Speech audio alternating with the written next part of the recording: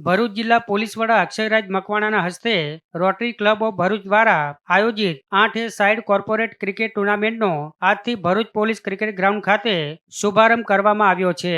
આ ઉદ્ઘાટન સમારોહમાં દીવ, દમણ અને દાદરાનગર હવેલીના ભાજપ પ્રભારી તેમજ ટુર્નામેન્ટના પ્રણેતા રોટરિયન દુષ્યંત પટેલ પણ ઉપસ્થિત રહ્યા હતા। તેમની સાથે project chairman Rahil Patel, Anees Parikh, rotary club પ્રમુખ ભાવેશ હરિયાણી, સેક્રેટરી અક્ષર મહેતા સહિત વિવિધ કોર્પોરેટ સંસ્થાઓના ઉચ્ચ અધિકારીઓ ઉપસ્થિત રહ્યા હતા। રોટરી ક્લબ ઓફ ભરૂચ છેલ્લા 20 વર્ષથી આ ટુર્નામેન્ટનું આયોજન કોઈને કોઈ ઉમદા સામાજિક હેતુ સાથે કરે છે, ત્યારે આ વર્ષે પણ ટુર્નામેન્ટમાંથી એકત્રિત થનારી રકમ સેવાકીય પ્રવૃત્તિઓ માટે વપરાશે।